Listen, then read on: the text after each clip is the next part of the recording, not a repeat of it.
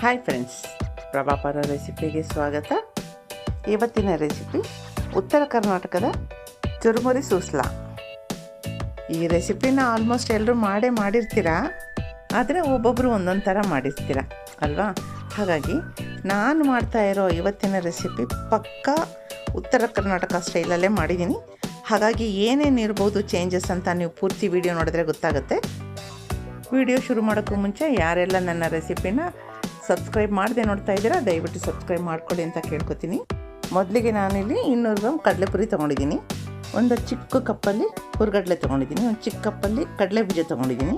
ಒಂದು ಈರುಳ್ಳಿ ಸಣ್ಣಗೆ ಕಟ್ ಮಾಡಿ ಇಟ್ಕೊಂಡಿದ್ದೀನಿ. ಸ್ವಲ್ಪ ಕರ್ಬೇವಿನ ಸೊಪ್ಪು ಸಣ್ಣಗೆ ಹೆಚ್ಚಿಟ್ಕೊಂಡಿದ್ದೀನಿ.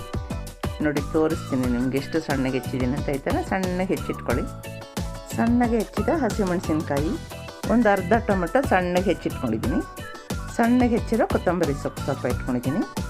ಈಗ ಚುರುಮುರಿನ 2 ನೀರಲ್ಲಿ ಚೆನ್ನಾಗಿ 2 ಸಲ ತೊಳಿಬೇಕು. ನೋಡಿ, ಒಂದು ಸಲಕ್ಕೆ ಇಷ್ಟು ಗಲೀಜು ಬಂದಿದೆ. ಮತ್ತು ಈಗ 2ನೇ ಸಲ ತೊಳಿತಾ ಇದ್ದೀನಿ. ಈ ಸಲ ಜಾಸ್ತಿ ಹೊತ್ತು ನೀರಲ್ಲಿ ಬಿಡಬಾರ್ದು. ಈ ಥರ ಬೇಗ ಬೇಗ ತೊಳೆದು ಗಟ್ಟಿಯಾಗಿ ಹಿಂಗೆ 2 ಕೈಗಳಲ್ಲಿ ಹಿಡ್ಕೊಂಡು ಹಿಂಡಿ ತೆಗೆದಿಟ್ಕೋಬೇಕು. ಹಿಂಡಿ ಇದನ್ನೆಲ್ಲ ಪಕ್ಕಕ್ಕೆ ಎತ್ತಿಟ್ಟಾದ್ಮೇಲೆ ಸ್ಟವ್ ಮೇಲೆ ಒಂದು ಪಾತ್ರೆ ಇಟ್ಟಿದ್ದೀನಿ. ಪಾತ್ರೆ ಚೆನ್ನಾಗಿ ಕಾದಿದೆ. 2 ಟೀ ಸ್ಪೂನಷ್ಟು ಎಣ್ಣೆ ಹಾಕೋಣ. 1 ಟೀ ಸ್ಪೂನಷ್ಟು ಸಾಸಿವೆ ಹಾಕ್ತಾಯಿದ್ದೀನಿ. ಫ್ಲೇಮ್ ಸ್ವಲ್ಪ ಕಡಿಮೆ ಮಾಡ್ಕೊಂಡಿರಿ. ಇವಾಗ ಜೀರಿಗೆ 1 ಸ್ಪೂನ್ ಹಾಕ್ತಾಯಿದ್ದೀನಿ. ಜೀರಿಗೆ ಸಾಸಿವೆ ಎಲ್ಲ ಚಟಪಟ ಅಂತ ಆದಮೇಲೆ ಸ್ವಲ್ಪ ಹಿಂಗಿನ ಪುಡಿ ಹಾಕ್ತೀನಿ.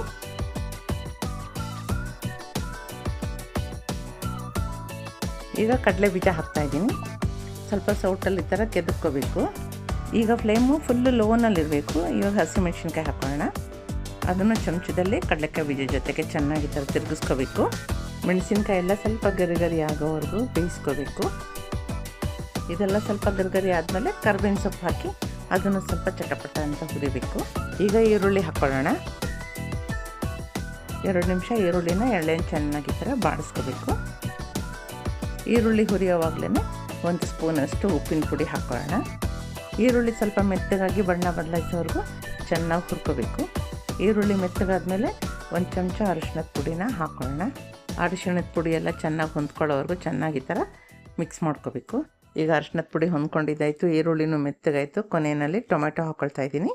ಟೊಮೆಟೊ ಹಾಕಿ ಚೆನ್ನಾಗಿ ಈ ಥರ ಬಾಡಿಸ್ಕೊಳ್ಳೋಣ. ಈಗ ಒಂದು ಚಿಕ್ಕ ಮಿಕ್ಸಿ ಜಾರಲ್ಲಿ ಹುರ್ಗಡ್ಲೆ ತೊಗೊಂಡಿದ್ವಲ್ಲ ಅದನ್ನು ತರಿಯಾಗಿ ಪುಡಿ ಮಾಡ್ಕೋಬೇಕು. ನೋಡಿ, ಇದಾಗಿದೆ. ಈಗ ನೋಡಿ, ಸ್ಪೂನಲ್ಲಿ ತೋರಿಸ್ತೀನಿ. ಈ ಥರ ನುಚ್ಚಾಗಿರಬೇಕು, ಆ ಥರ ಪುಡಿ ಮಾಡ್ಕೋಬೇಕು.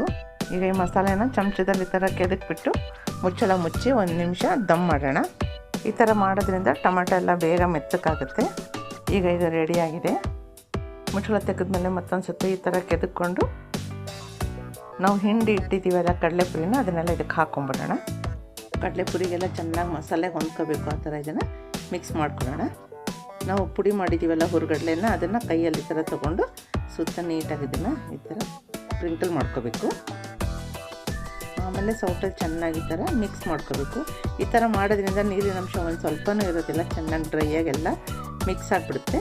ಈಗ ಇದಕ್ಕೆ 1 ಅರ್ಧ ಸ್ಪೂನಷ್ಟು ಸಕ್ಕರೆನ ಚೆನ್ನಾಗಿ ಮೇಲೆ ಸ್ಪ್ರಿಂಕಲ್ ಮಾಡ್ಕೊಳ್ಳೋಣ. ಈಗ ಸಕ್ಕರೆ ಎಲ್ಲ ಚೆನ್ನಾಗಿ ಹೊಂದ್ಕೋಬೇಕಲ್ಲ, ಮತ್ತೊಂದು ಸತಿ ಈ ಥರ ಮಿಕ್ಸ್ ಮಾಡೋಣ. ಈ ಥರ ಮಾಡೋದ್ರಿಂದ ಟೇಸ್ಟ್ ತುಂಬ ಚೆನ್ನಾಗಿರುತ್ತೆ. ಈಗ ಅದಕ್ಕೆ 1 ಚಮಚ ಲೆಮನ್ ಜ್ಯೂಸ್ ಹಾಕ್ತಾಯಿದ್ದೀನಿ. ಇದನ್ನು ಅಷ್ಟೇ ನಿಧಾನಕ್ಕೆ ಎಲ್ಲ ಕಡೆ ಹರಡ್ಕೊಳ್ಳೋ ಥರ ದೂರಕ್ಕೆ ಈ ಥರ ಸ್ಪ್ರಿಂಕಲ್ ಮಾಡಬೇಕು. ಈಗ ಸಕ್ಕರೆ ಮತ್ತು ಹುಳಿ 2 ಚೆನ್ನಾಗಿ ಹೊಂದ್ಕೋಬೇಕು. ಆ ಥರ ಮಿಕ್ಸ್ ಮಾಡೋಣ. ಈಗ ಅಡುಗೆ ರಾಣಿ ಕೊತ್ತಂಬರಿ ಸೊಪ್ಪನ್ನ ಚೆನ್ನಾಗಿ ಸ್ಪ್ರಿಂಕಲ್ ಮಾಡೋಣ. ಮತ್ತೊಂದು ಮಿಕ್ಸು ಚೆನ್ನಾಗಿ ಥರ. ಇದಕ್ಕೆ ಯಾವುದೇ ರೀತಿ ಸೈಡ್ ಡಿಶ್ ಬೇಕಾಗಲ್ಲ, ಅಷ್ಟು ಚೆನ್ನಾಗಿರುತ್ತೆ. ತಿಂತಾಯಿದ್ರೆ ತಿಂತಾನೇ ಇರ್ತೀವಿ, ಅಷ್ಟು ಚೆನ್ನಾಗಿ ಅನಿಸುತ್ತೆ ಇದು ಟೇಸ್ಟು. ನಮ್ಮ ಉತ್ತರ ಕರ್ನಾಟಕದ ಅಡುಗೆಗಳೇ ಹಾಗೆ. ಅದರಿಂದನೇ ನೋಡಿ, ಉತ್ತರ ಕರ್ನಾಟಕದ ಅಡುಗೆಗಳು ತಿಂಡಿಗಳೆಲ್ಲ ಈಗ ಬೆಂಗಳೂರು ತುಂಬ ಹರಡ್ಕೊಂಬಿಟ್ಟಿದೆ. ಎಲ್ಲಿ ನೋಡಿದರೂ ಉತ್ತರ ಕರ್ನಾಟಕದ ಖಾನಾವಳಿಗಳು, ಹೋಟೆಲ್ಗಳು, ಜೋಳದ ರೊಟ್ಟಿ, ಪಲ್ಯ, ಜುನ್ಕ ಏನು ಬೇಕೋ ಎಲ್ಲ ಸಿಗುತ್ತೆ. ಆ ಥರ ಉತ್ತರ ಕರ್ನಾಟಕದ ಅಡುಗೆಗಳು ಅಂದರೆ ಅಷ್ಟು ಫೇಮಸ್ಸು. ಅದರಲ್ಲಿ ಈ ಚುರುಮುರಿ ಸೂಸ್ಲಾ ಕೂಡ ಫೇಮಸ್ಸು. ಫ್ರೆಂಡ್ಸ್, ಈ ರೆಸಿಪಿ ನಿಮಗೂ ಇಷ್ಟ ಆಗಿದೆ ಅಂದ್ಕೊಳ್ತೀನಿ. ನೀವು ಮನೇಲಿ ಟ್ರೈ ಮಾಡಿ ಹೇಗೆ ಬಂತು ಅಂತ ತಿಳಿಸೋದನ್ನು ಮರಿಬೇಡಿ. ಹಾಗೆ ನನ್ನ ಚಾನಲ್ನ ಲೈಕ್ ಮಾಡಿ, ಶೇರ್ ಮಾಡಿ, ಸಬ್ಸ್ಕ್ರೈಬ್ ಮಾಡಿ ಅಂತ ಕೇಳ್ಕೊಳ್ತಾ ಇವತ್ತಿನ ರೆಸಿಪಿ ಮುಗಿಸ್ತಾ ಇದ್ದೀನಿ. ನೆಕ್ಸ್ಟ್ ರೆಸಿಪಿಯವರೆಗೂ take care, bye. Thank you for watching.